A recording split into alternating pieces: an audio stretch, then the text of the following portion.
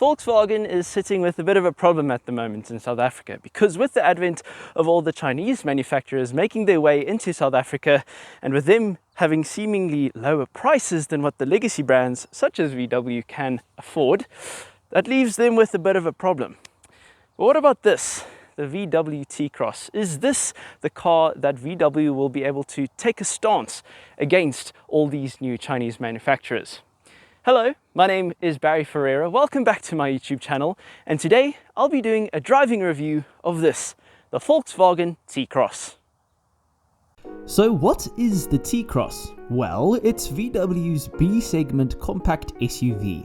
It starts from 399,900 Rand and it's been around for about 5 years now. I'm driving the style version of the car, which is 112,000 Rand more expensive than the entry level. Yikes! But to find out whether it's worth it, what is it like to drive? Indeed, what is it like to drive? Now, fortunately, I've been able to spend a little bit less than 2 weeks with this version of the T-Cross, and overall, I think it is quite an attractive package. But let me delve into it and dissect what this car is all about.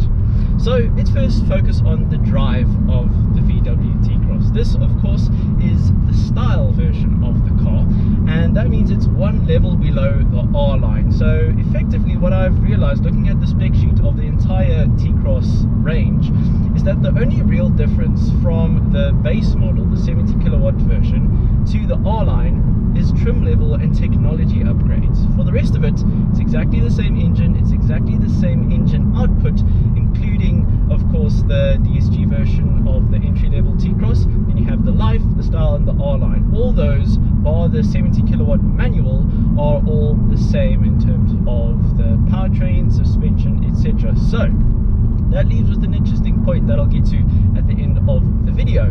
Which one should you actually take? But how have I experienced this version of the T-Cross? And I must say, one of the standout features of this car for me is the suspension. It is unbelievably comfortable, and it's something that I didn't expect from the T-Cross. The suspension is really, really good. On the chopped up bumpy roads that we have here in Gauteng, where I am in Pretoria specifically, the suspension is really good. It handles the bumps really well. So that is definitely one of the big plus points that I have realized with the T-Cross. Now, the T-Cross, I suspect, is the perfect little city runaround. Of course, it's based on the Polo. Everything is Polo underpinnings. It's basically a raised version of the Polo, if you can put it that way. And with its 1 litre 3-cylinder turbocharged engine, I've never felt that it needs more power. I think that with the 85 kilowatts and the 200 odd Newton meters that it provides, I've never once felt that, you know, I need a little bit more power to get going. I think it really is the perfect solution. It's sufficiently powered, and I think that you will probably feel the same if you experience it for yourself. So in that way, of course, this is not a car that's going to be taken off-road. It really is a city runaround. I feel like that's what it's going to be used for most of the time. So in that respect, I think that the T-Cross definitely has all the bases covered.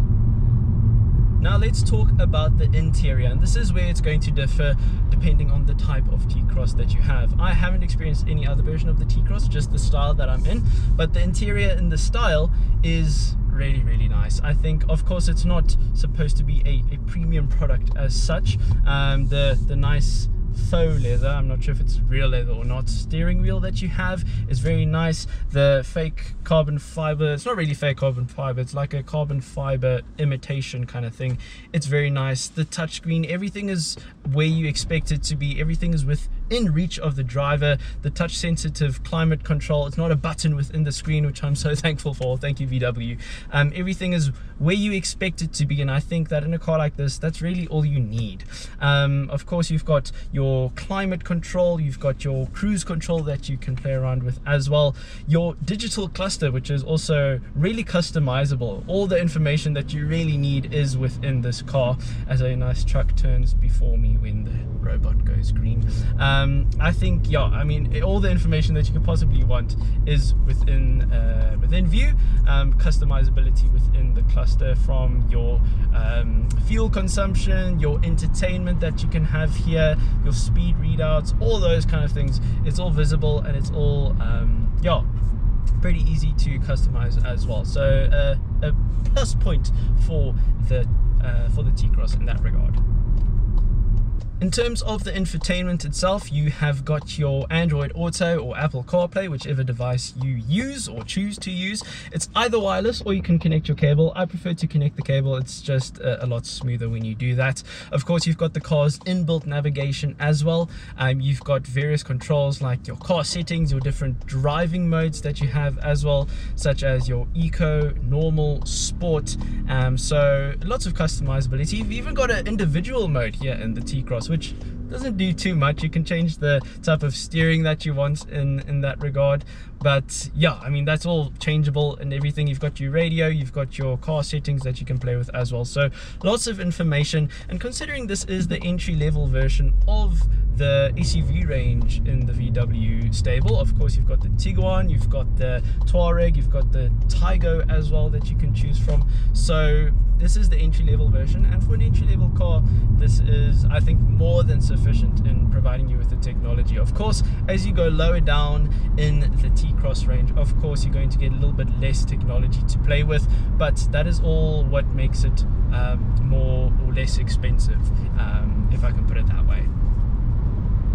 Now, the one thing that I have a little bit of a gripe with is the gearbox. Now, this makes use of a 7-speed DSG gearbox, and I have a love-hate relationship with it because it's very smooth in the way it shifts, it's very quick in the way that it shifts. However, when you pull away, it goes up the gears as quickly as possible, so it can reach the highest gear as quickly as possible so that you can have the least revs and least emissions as possible. And I know why VW have done that. Obviously, it's so that the emission regulations can be adhered to, but it is a little bit frustrating at times, and let me tell you why. Because let's say you are cruising at, I am now in 40 kilometers an hour, fifth gear just changed up into, and then that's all good and well. If you're just cruising, it is absolutely perfect. However, if you want to, say, exploit a gap, or you need to accelerate quickly for some kind of reason, it does take a little bit of time to get going and to wake up and to shift down into the gears, and that's a little bit frustrating. It is overcomable, however. You can just switch it over into Sport, and then the gear changes will be held at a little bit higher revs, but then it's held at too high revs for too long a time, and that's a little bit frustrating. So I think if VW could create a gearbox or calibrate the gearbox in a way that it could be in between those, I think it would literally be the perfect gearbox for this car to go through. Of course, all of that is overcomable if you switch over to the pedals. Then of course you can change and shift gears exactly how you wish to, but then it doesn't really become an automatic gearbox. So I think if the calibration could be changed just slightly, so it could be within the more relaxed Eco Normal mode and the Sport mode, I think it would be a perfect sweet spot for this gearbox. Now, another negative of the T-Cross, the boot isn't massive, 385 litres with the seats folded up, and then around 425 litres, I think, with the seats folded down. So it's enough for your monthly grocery shop. I did some grocery shopping, and there's definitely enough space for that. However, if you are going to take big suitcases, let's say you're a family of 4 that makes use of this car, you're going to struggle to fit all of your luggage in the vehicle. So in that regard, I think it's also a little bit of a downside. It also does come with a Mari Biscuit run flat tire, so there is a form of spare wheel. It's not a full-sized wheel, so yeah, in that regard, I think that's probably the other negative that I would observe of the T-Cross. Now, of course, fuel consumption is another thing that I've been able to test with my time with the T-Cross. Now, within the city, I've managed to get between 8.5 and let's say 10.5 litres per 100 kilometers, depending on how rigorously you drive in the city, of course. Out on the open road, I've managed to get it down to 6.7 is the lowest I've managed to get, 6.9-ish, should we rather say, and that is a little bit higher than what VW claimed the T-Cross can manage. They say 5.6 litres per 100, so I have not managed to get it down to that. So yeah, fuel consumption not bad, 40 litre fuel tank that this car has. So yeah, not a massive fuel tank, but fuel consumption not too bad considering this kind of car. So, what are the likes and the dislikes to conclude this video? Well, the likes, definitely, first of all, the suspension. I think that VW have really hit the nail on the head with the T-Cross's suspension. I think it is a very comfortable car indeed. Secondly, I think it's a very handsome car. I think they've really got the styling right. This car is finished in Ascot grey, and it's got the optional 18-inch Köln, I don't know how to pronounce it, but the Köln wheels, which I think are very nice diamond cut wheels. They are optional extras. So yeah, you could have other wheel choices. There are 8 color choices in total, but I really like the Ascot grey. I think it looks nice. So looks wise, I know it's a very subjective story, but I think that it looks very nice, and I would definitely go on it on that basis. The other plus point that I really want to talk about is the IQ lights that VW have here on the T-Cross. Now, it is actually standard with the style of the T-Cross. It is an optional extra on the lower versions of the car, I am sure, but at night I've really enjoyed it. It's got adaptive high beam, so you just put it in auto and it can detect when it has to go into high beam or not. It can remove the high beam from an oncoming car, which is also really cool. So technology wise, I think the T-Cross really has it nailed for an entry-level SUV. And then the dislikes, well, I think the biggest thing is just the gearbox. I think if the calibration, as I said, could be between the normal mode and the sport mode, then I believe that it would really be a very enjoyable gearbox. Not that it's not an enjoyable gearbox, it shifts really nicely, but it's just that little bit of let's get going a little bit quicker that I think could be sorted out. And by the time you depress your foot enough, then it's kicking down a few gears, and then it's revving out, and then it's just, yeah. So I think the gearbox would be the slight downside of the T-Cross.